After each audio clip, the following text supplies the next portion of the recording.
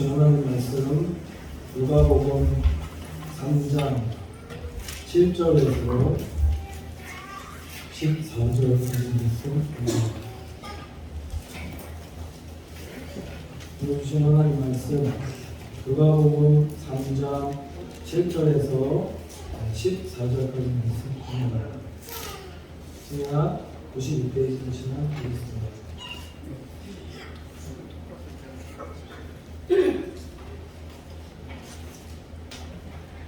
찾으신 줄 알고 제가 공독해 보도록 하겠습니다. 요한이 세례받은 나온 우리에게 이르되 독사의 자식들아 누가 너희를 가르쳐 장차올 진노를 피하려 하느냐.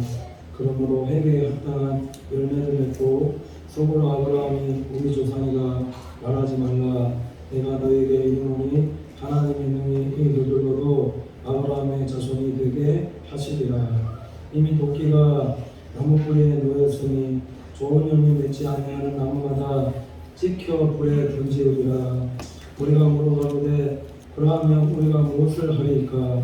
대답하여 가로되 옷 두 벌 있는 자는 옷 없는 자에게 나눠줄 것이요 먹을 것이 있는 자도 그렇게 할 것이니라 하고 세리들도 세례를 받고자 하여 와서 가로되 선생이여 우리는 무엇을 하리이까 하매 가로되 정한 세례는 느낌치 말라 하고 군병들도 물어가로되 우리는 무엇을 하리이까 하매 가로되 사람에게 간구하지 말며 무수하지 말고 받은 여를 족한 줄로 알라 하니라. 네.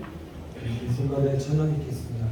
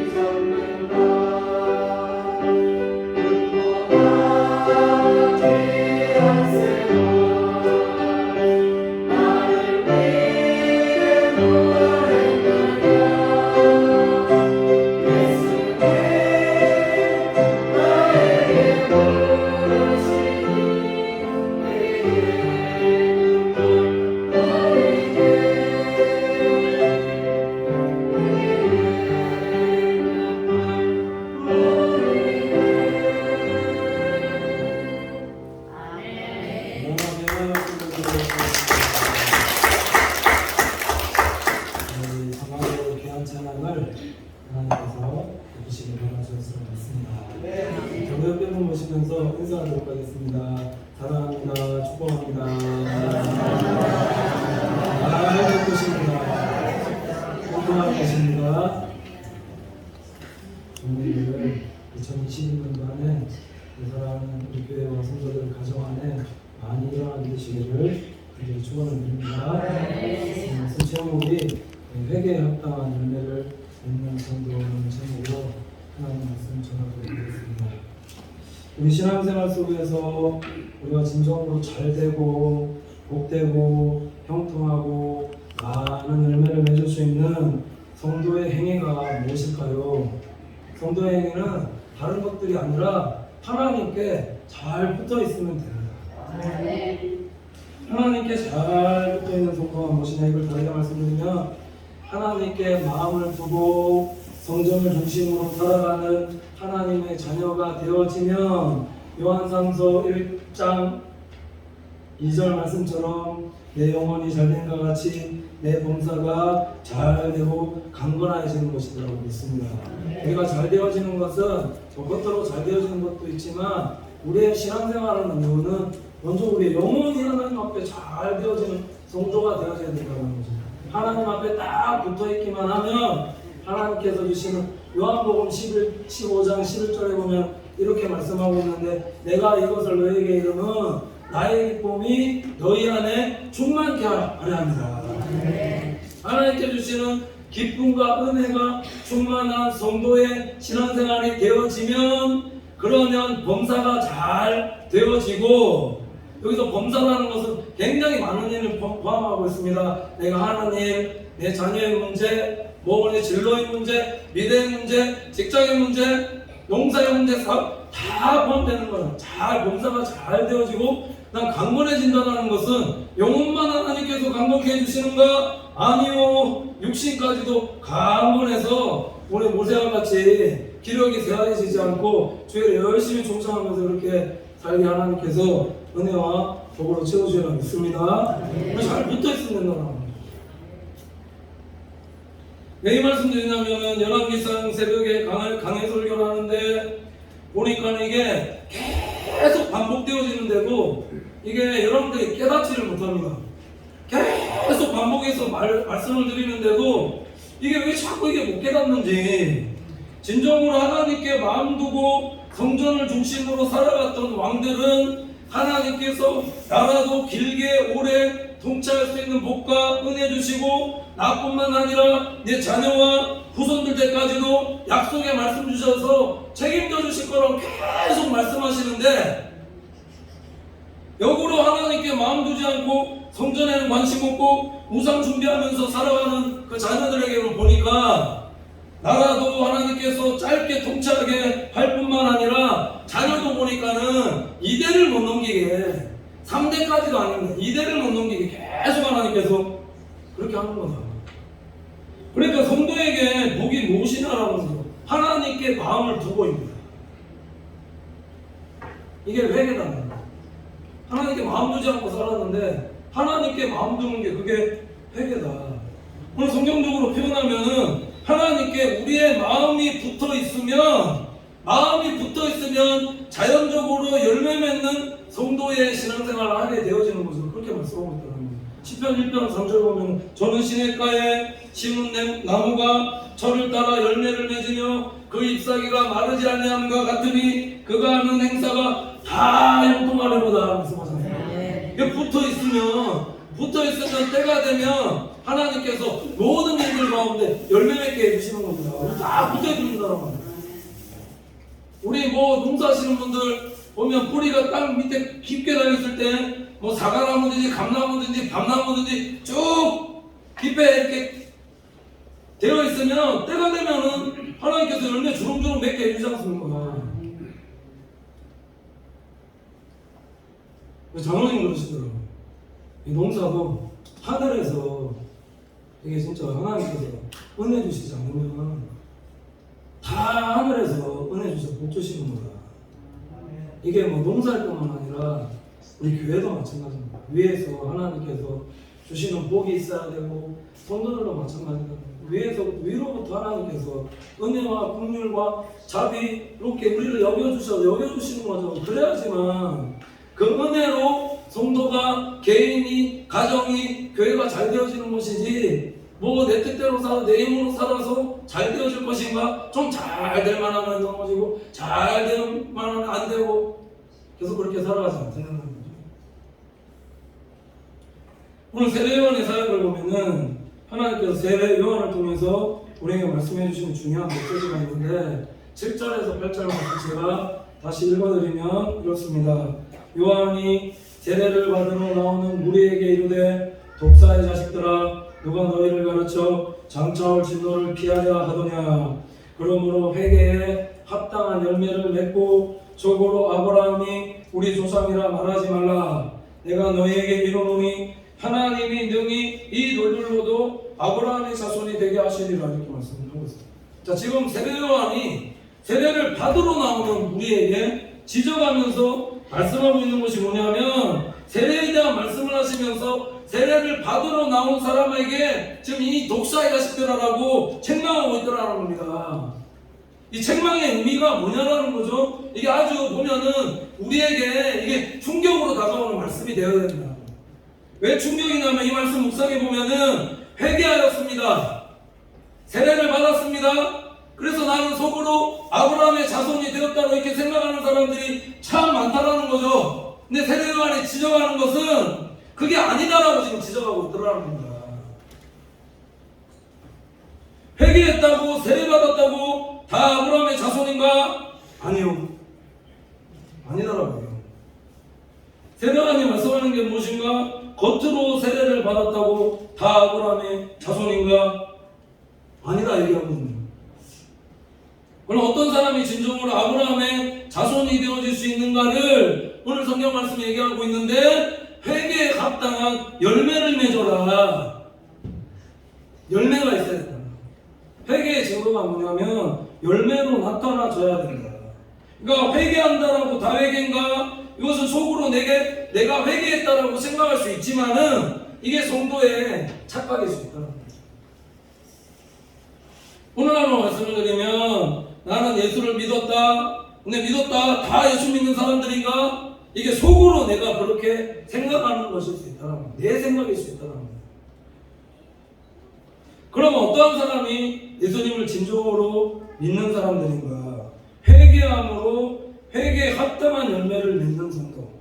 그러니까 진정으로 믿는 사람들은 하나님의 회개에 합당한 열매를 맺는 성도의 삶이 되어져야 된다. 이렇게 말씀하고 있다는 겁니다. 예수님을 믿는 증거로 나타나야 될 것이 그것이 열매다. 이걸 다르게 말씀드리면 앞서 말씀드렸지만은 우리의 마음 중심이 하나님께 붙어있는 성도, 하나님 앞에 붙어있는 성도가 되어질 때에 열매 맺는 성도의 신앙생활을 하게 되어지는 겁니다. 그런 사람이 하나님 오시기에 아브라함의 자손이다, 하나님의 자녀다라고 세례요한이 지금 말씀하고 있다. 회개에 합당한 열매를 맺으면서 살아가고 계십니까? 나에게 지금 하나님께서 주시는 열매들이 있느냐는 거죠. 로마서에서도 사도 바울이 이것에서도 아주 동일하게 말씀을 하고 있는데 로마서 2장 25절에서 29절 보면 이렇게 말씀하고 있습니다. 내가 율법을 행한즉 할례가 유익하나 만일 율법을 범한즉 내 할례가 무할례가 되었느니라. 그런즉 무할례자가 율법의 제도를 지키면 그 무할례를 할례와 같이 여길 것이 아니냐. 또한 본래 무할례자가 율법을 온전히 지키면 의문과 할례를 가지고 율법을 범하는 너를 판단치 아니하겠느냐. 대저 표면적 유대인이 유대인이 아니오 표면적 육신의 할례가 아니라 오직 이면적 유대인이 유대인이며 할례는 마음에 할지니 신령에 있고 의문에 있지 아니하는 것이라. 그 칭찬이 사람에게서가 아니오 다만 하나님에게서니라. 이렇게 말씀하고 있습니다. 굉장히 길게 지금 사도 바울이 말씀하고 있는 것 같지만 이거는요 지금 성도의 어떠한 신앙생활에 대해서 말씀하고 있는 것인가, 진정한 세례라는 것이 무엇인가에 대한 말씀인데, 자, 세례를 받았습니다. 예수를 믿었다라고 지금 고백하는 사람들이 세례를 받고 예수를 믿었다라고 고백하는데, 만약에 하나님의 말씀을 범하면서 그렇게 산다면 그게 세례받은 사람, 예수 믿는 사람이다라고 말할 수 있느냐라는 겁니다. 나 예수 믿는데, 나 세례 받았는데, 나 하나님 자녀 맞는데, 하나님 자녀 맞다라고 그렇게 막 얘기하고 다니는데 하나님 말씀대로 하나도 안 하는 겁니다. 하나도 하나님 말씀대로 하지 않으면서 내가 지금 나는 예수 믿는다, 난 하나님 자녀다, 나는 세례 받았다, 예수 믿는다 그렇게 말하고 다닌다면 그게 진짜 하나님 자녀라는 거예요. 아니다라는 거예요. 예수님을 믿는 사람이라고 말할 수 있는 것인가? 그것이 아니다라고 분명하게 말씀하고 있더라고요. 그럼 세례를 받은 사람이 율법을 범하면 그 사람은 세례를 받은 사람인가?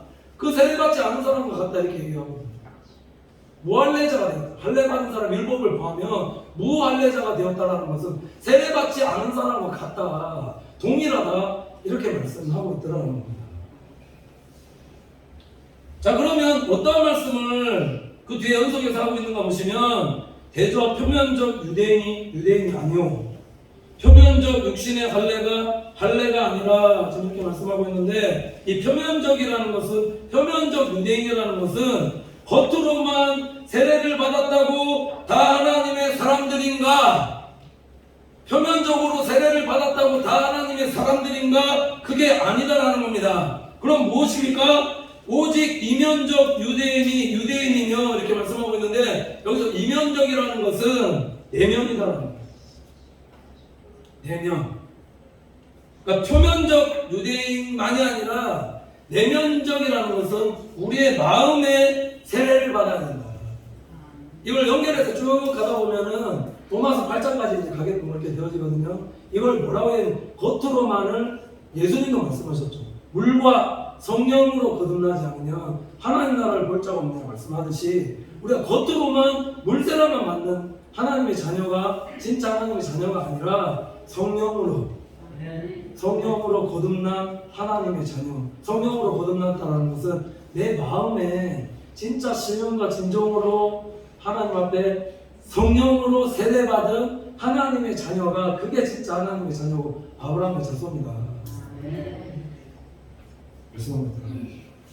마음의 세례를 받은 사람이 진정으로 하나님의 말씀대로 행하는 열매 맺는 사람이 되어질 수 있음에 대해서 말씀하고 있더라는 겁니다. 그러니까 맞죠. 성령 받아야지. 성령님께서 임재하시고 내주하셔서 내가 성령의 인도함을 받는 하나님의 자녀가 되어야지. 하나님 말씀대로 안 하는데 어떻게 성령의 열매를 맺느냐라는 거죠. 하나님의 자녀는 하나님의 말씀대로 행하면서 성령의 인도함을, 기도하면서 성령의 인도함을 받는 하나님의 자녀가 될 때 성령의 열매, 갈라디아서 5장 22절에서 23절 말씀해 보면, 오직 성령의 열매는 사랑과 희락과 화평과 오래 참음과 자비와 양성과 충성과 온유와 절제니 이와 같은 것을 금지할 법이 없느니라. 그러니까 성령의 열매를 맺는 하나님의 자녀가 되셔야 됩니다. 열매가 있느냐. 여기까지 굉장히 길게 말씀드렸지만은, 세례요한이 말씀하는 회개에 합당한 열매라는 것을 어떻게 맺을 수가 있는가 말씀드렸듯이, 우리의 마음을 진정으로 하나님께 두는 성도들이 되어질 때 열매 맺을 수 있다. 이거 요한복음 15장 5절에서 9절 말씀 보면은 이렇게 우리에게 말씀해주고 있는데, 뭐라 말씀하시냐면은 15장 5절 보시면, 나는 포도나무요 너희는 가지니 저가 내 안에 내가 저 안에 있으면 이 사람은 과실을 많이 맺나니 나를 떠나서는 너희가 아무것도 할 수 없음이라 이렇게 말씀합니다. 자, 여기 보면은 예수님을 지금 뭐라고 말씀이 표현하고 있냐면 나는 포도나무다. 그러니까 우리가 먼저 하나님 앞에서 열매를 많이 맺을 수 있는 성도의 비결이 뭐냐면 우리의 포도나무 되시는 열매를 많이 맺게 해주시는 그 하나님이 나의 하나님입니다 라는 신앙 고백입니다. 주님이 주십니다. 하나님 살아계십니다. 그 하나님이 나의 하나님이십니다. 포도나무 보면 열매가 주렁주렁 있는데 그게 예수 그리스도다라는 거죠. 그 하나님이 나의 하나님이 되어질 때 그게 붙어 있는 거다. 그래서 저가 내 안에 내가 저 안에 붙어 있으면 그 열매를 누가 맺느냐? 난 가지니까. 포도나무의 가지가 그렇지 않습니까? 포도나무의 가지가 달려 있으면 내가 뭐 하는 게 있나요? 내가 애쓰는 게 있나요? 내가 수고하는 게 있나요? 노력하는 게 있나요? 내가 뭐 하는 게 있나요? 아무것도 없거든요. 붙어 있기만 하면, 붙어 있으면은 그냥 그 포도나무 되시는 그 예수 그리스도의 나무처럼 우리가 주렁주렁 열매 맺게끔 되어지게 된다. 붙어 있습니다. 뭐 내가 어떻게 하려고, 내가 어떻게, 그래, 지금 예수님께서 말씀하는 것은 나를 떠나서는 아무것도 할 수 없음이라 분명히 이렇게 말씀하고 있는데 뭔가 자꾸 떠나서 어떻게 내 방법으로 자꾸 해보려고 자꾸 시도, 내 방법으로 잘 살려고 하고 내 방법으로 내 노력으로 잘 살려고 안 된다는 거예요. 붙어 있습니다. 붙어 있습니다. 붙어 있기만 하면은 포도나무 열매처럼 포도송이가 주렁주렁 열리는 것처럼 내 삶 속에 하나님께서 주시는 열매가 주렁주렁하게 이렇게 열리게 해주시는 분이 우리 예수님이다. 예수님께 잘 붙어서 하나님께 마음 두고 신앙생활 잘하면 성전에 마음 두고 그렇게 신앙생활 하면서 살아가면 나뿐만 아니라 내 자녀들과 후손들 때까지 잘 되게 해주신다는 게 이 성경의 약속이다라는 겁니다. 그러니까 우리는 상황과 환경 뭐 어떤 거 다른 거 어떤 거 바라보면서 살아가는 하나님의 자녀들이 아니라 이 약속을 바라보면서 살아가는 자녀들이 되셔야 된다는 거예요. 마음이 자꾸 떠나 있으니까 하나님 선지자를 왜 보내시는가? 왜 목회자 이런 사람 보내시는가? 다른 게 아닙니다. 다른 거 묻는 게 아니라 내 마음이 하나님 앞에 지금 바르게 서 있는지 서 있지 않은지 내가 성전 중심으로 살아가고 있는지 그렇지 않은지 그건 묻으시면 된다는 거죠. 왜 내 가정이 이렇게 안 되는가? 왜 내 사업이 이렇게 안 되는가? 왜 내 삶이 이렇게 꼬이는가? 왜 내 자녀들이 이렇게 안 되는가? 그건 다른 어떤 걸 묻는 게 아니라 내가 하나님 앞에 마음 정말 두고 살아가고 있는가? 성전 두고 성전 중심으로 살아가고 있는가? 그거 모르시면 안 된다는 거죠. 복잡한 게 아니라는 거죠. 내가 마음이 하나님 앞에 붙어 있으면 진짜 성전 중심으로 깨닫고 충성하며 이렇게 살아가면 잘 되어진다니까. 형통하고 목되고 실을 때가 되면 열매 맺고 되어지고 내 안에 기쁨이 있어야 되죠. 신앙생활하는 목적은 우리 성도님들 안에 뭐가 있어야 되는, 기뻐야 된다는 거야. 기쁘십니까? 예수님 때문에 기뻐야 된다는 거죠. 기뻐야 된다는 거. 기쁨이 우리 안에 평안이 잘 되게, 기도 응답도 평안할 때 잘 되어지고 기뻐야지만 자꾸 기쁘고 항상 기뻐하라, 쉬지 말고 기도하라, 범사에 감사하라, 이는 그리스도 예수 안에서 너희를 향하신 하나님의 뜻이니라. 무엇을 멸치면 성령 소멸치 말고 예언을 멸시치 말며. 그 다음 말씀, 악은 모양이라도 버려라. 하나님의 뜻 안에서 살아가면 잘 되어질 수밖에 없다는 겁니다. 예수님을 믿는 신앙 고백 위에 서는 것, 이것이 예수 그리스도 안에서 살아가는 믿음의 성도들의 모습이다라는 것. 하나님께 마음을 두고 성전에 마음을 두고 살아가는 성도의 신앙의 행위가 뭔가, 그게 예배다라는 겁니다. 그러니까 올 때 그냥 몸만 오지 마시고 마음도 함께 가지고 오셔야 된다는 거죠. 몸은 오는데 마음은 저기 집에다 놓아두시고 저기 어디 등산 산에다 놓아두시고 그렇게 오면 안 되고요. 오실 때, 예배드리러 오실 때 마음을 먼저 하나님 앞에 둬야 되겠다, 이 성전에 마음을 둬야겠다 하고 예배드리러 오시는 믿음의 성도들 되셔야 된다는 거예요. 와서 어떠한 예배를 드릴 것인가? 하나님이 기뻐하는 예배에 올려드리는 성도가 되는 거예요. 하나님의 방법으로 예배드리는 성도가 되어질 때 하나님께서 그 기도에 응답하시고 성도를 축복하신다는 거죠. 내 식의 자기식의 예배, 내 식의 방법의 제사가 아니라 하나님의 방법으로 제사 드릴 때 하나님께서 기도 응답해 주시고 우리 사랑하는 성도들 잘 되게 해준다. 이스라엘 백성들이 블레셋에게 번개 빼앗겼을 때 이 블레셋 사람들이 계속 수레에 번개를 실어서 저들의 예물로 저들의 제사로 하나님 앞에 제사 드린다고 제사 드렸는데 그 예배를 그 제사를 그 예물을 하나님께서 받으셨는가? 아니요. 하나님 그거 안 받으시고 베세메스에 이거 번개가 있었을 때 잘못된 방법으로 하나님께서 제사 드리니까 5만 70인이나 되는 사람을 죽게 하셨다. 그래서 사무엘 선지자가 이거 보고 깨닫고 나서 어디서? 미스바에서 어떻게 예배드렸는가?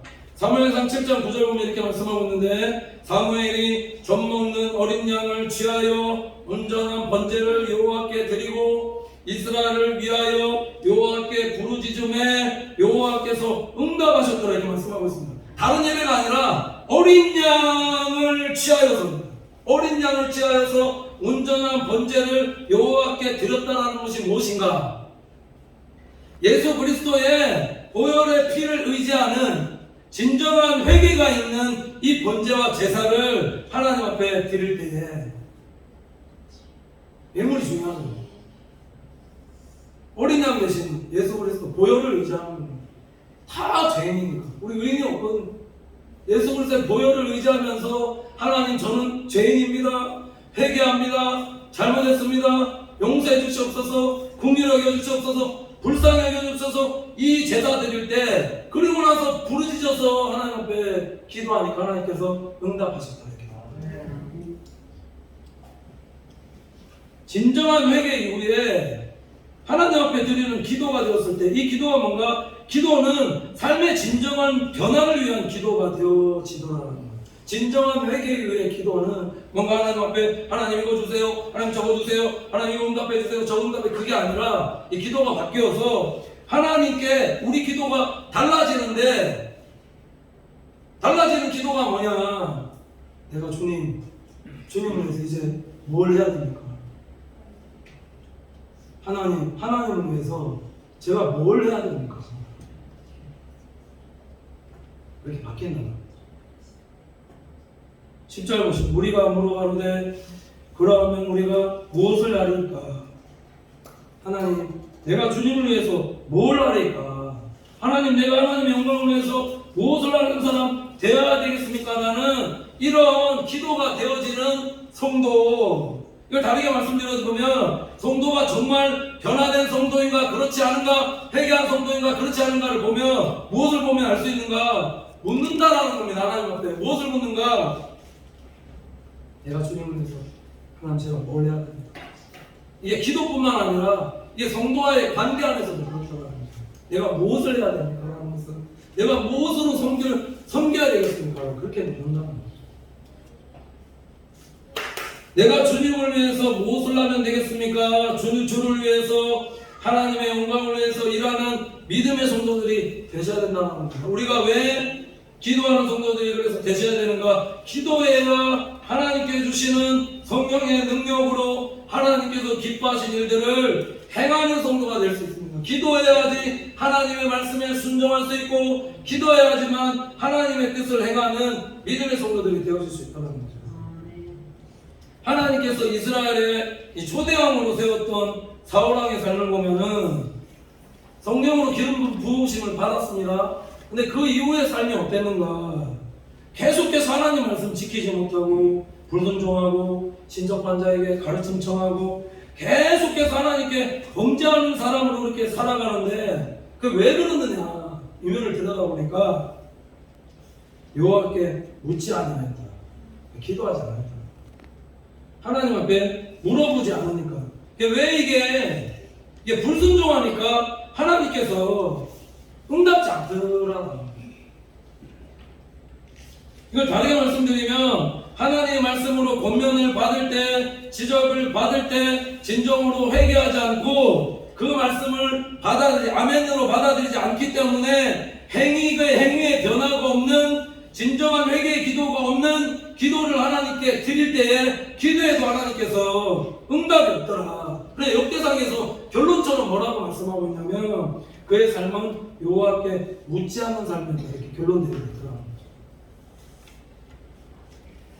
우리의 삶에 진정한 회개 이후에 기도하며 하나님께 마음을 두고 성전에 마음을 두고 살아가는 성도의 신앙생활이 얼마나 중요하느냐. 그러니까 회개는 말씀드렸지만은 하나님께 떠난 마음이 그냥 하나님께로 다시 돌아오면 되는 거다. 이게 회개다라는 겁니다.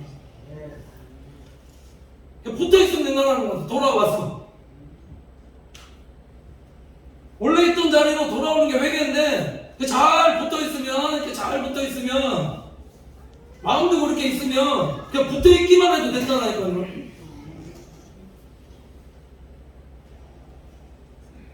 요한계시록 보니까는 진정으로 회개하지 못하고 하나님 반, 우상숭배 반 이렇게 회개하지 못하고 계속 이렇게 되어져서 살아갈 때 반이 아니죠.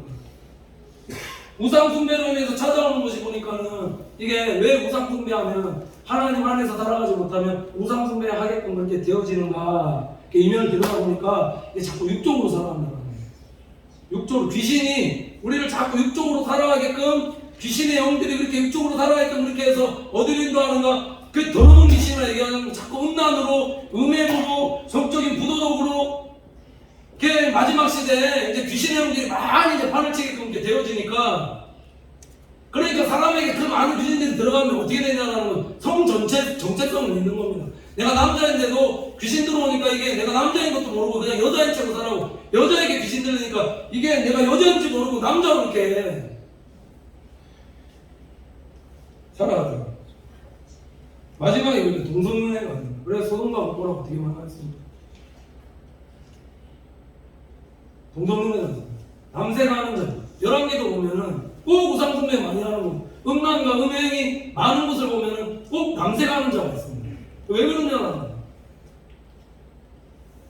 하나님 시대에 회개하지 않은 자들은 이런 사탄마귀의 미혹으로 인해서 정적으로 타락하게 그렇게 음행하게끔 그렇게 만든다. 하나님을 떠난 마음에 찾아오는 것이 음행이다라는 거죠.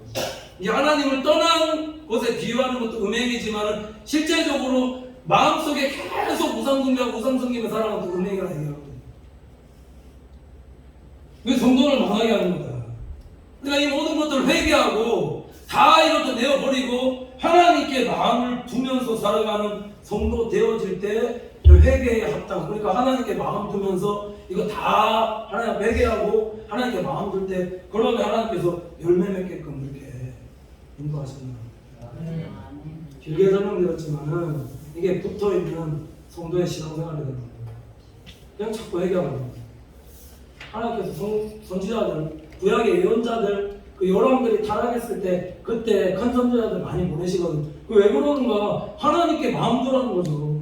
성전 중심으로 솔로몬 성전 이후 마음 떠나고 나니까는 그 다음 남북 분열돼서 많은 여러분들이 있을 때 예언서 보면 그때 하나님께 마음 두지 않고 성전에 마음 두지 않고 살아서 얼마나 많은 예언자들 와서 하나님께 돌아오라 돌아오라 그렇게 외쳤는 거예요.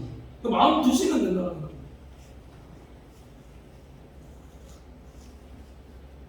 오늘 우리가 무엇을 할 거라는 것을 묻는 무리에게 세례 요한이 다음과 같은 말씀을 해주고 있는데 오늘 11절 말씀 보시면 대답하여 가로되 옷 두 벌 있는 자는 옷 없는 자에게 나눠줄 것이요 먹을 것이 있는 자도 그렇게 할 것이니라 하고 이렇게 말씀하고 있습니다. 진정으로 회개한 성도에게 나타나는 게 뭔가 하나님께 마음 두고 살아가는 성도에 나타나는 게 뭔가 나누는 삶이 되어진다는 거죠.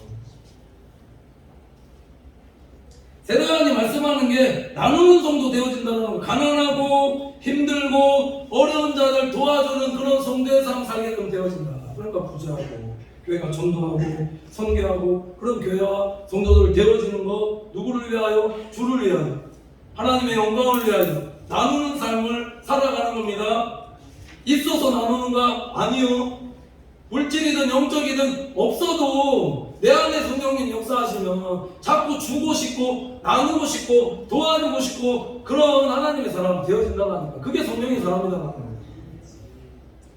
그러니까 사랑과 희락과 화평과 오래 참음과 자비 나오잖아. 자비, 양선, 착한 거, 충성하고 교회, 온유하고 사납지 않다라는 거죠. 그럼 절제하고 경건한 성도에서 한번 살아가는 겁니다. 나누는 하나님의 사람들 되어지게 하시고 12절 13절 보시면 세례들도 세례를 받고자 하여 와서 가로되 선생이여 우리는 무엇을 하리이까 하며 가로되 정한세 외에는 늑증치 말라 하고 이렇게 말씀하고 있습니다. 여기서 늑증치 말라라는 것은 정직한 성도의 신앙생활 되어집니다. 회개한 마음에 하나님께서 부어주시는 것이 성도의 정직한 마음이다. 다윗이 우리아 안에 바세바를 했을 때 시편 51편 보면 하나님이여 내 속에 정한 마음을 창조하시고 정직한 영으로 새롭게 하옵소서. 나를 주 앞에서 쫓아내지 마시며 주의 성신을 거두지 마소서. 주의 구원의 즐거움을 내게 회복시켜 주시고 자원하는 심령을 주사 나를 불켜서 내게 하리라. 성령이 내 안에 내주하시면 사람이 정직해질 수밖에 없다는 거예요. 왜냐하면 이 성령이 임한다는 건 선한 양심의 애목이거든요. 잘못하면 뭔가 남을 속이게끔 그렇게 되면 내 안에 찔림을 하나님께서 주신다니까요. 그러니까 율법이 없이도 살아가는 겁니다. 선한 사람으로 성령의 인도함 받아 살아간다니까요. 속일 수 없다는 거죠. 그리스도인들은 정직한 하나님의 자녀 되셔야 된다는 거는 사업을 하든 무엇을 하든 정직하게 남 속이지 않고 정직하게 임하면서 그렇게 뭔가 좀 손해보는 듯 하지만은 아직 나중에 보면 그게 다 승리하지 않습니까? 처음에 뭔가 뭐 일확천금 얻으려고 남 속이면서 불정직하게 된다 생각하지만 그거 망하는 거지. 정직해라. 14절 보시면은 군병들도 물어가로되 우리는 무엇을 하리이까 하며 가로되 사람에게 강포하지 말며 무소하지 말고 받은 요를 족한 걸로 이렇게 말씀하고 있습니다. 진정으로 회개한 사람은 남을 해하려는 사람이 아니라 강포나무죠. 우악스럽고 사나운 사람 되면 안 된다는 거예요. 예수 믿는데도 불구하고 왜 그렇게 사나운가? 왜 그렇게 무서운가? 왜 이렇게 국류가 자비가 없는가? 그게 진짜 성령 받은 사람의 이 열매가 있는 성도의 삶이냐라는 거죠. 그 온유의 열매가 없다. 오래 참음의 열매가 자비도 없고. 그러니까 이런 성령의 열매를 맺는 하나님의 자녀들, 받은 요를 족한 줄 알라라는 것은 경건의 열매를 연습하는 거예요. 요한계시록 보면 마지막 시대에 사탄이 믿는 자녀들 무엇으로 넘어뜨리는가 보시니까 사치와 치부거든요. 이 음녀가 똥물 뿌리는 것다. 이 비유가 그렇게 비유하고 있습니다. 거룩한 옷 세마포를 입어야 되는데 거기다 똥물 갖다 확 부어버리니까 그냥 이거 거룩한 세마포 어디 있는 거죠. 이거 다 보혈로 씻어야 됩니다. 망하는 성도의 삶이 아니라 진정으로 내 삶 속에 살아계신 하나님 한 분만으로 만족할 수 있는 성도의 삶이 이게 경건이다. 그런 믿음의 성도들 되셔야 됩니다. 진정으로 회개에 합당한 열매를 맺는 우리 성도들이 되어서 삶 속에서 하나님 앞에 진정한 회개의 기도를 드려 회개에 합당한 열매를 맺고 하나님을 기쁘시게 하고 칭찬받는 우리 믿음의 성도들 사시기를 간절히 축원을 드립니다. 기도하겠습니다.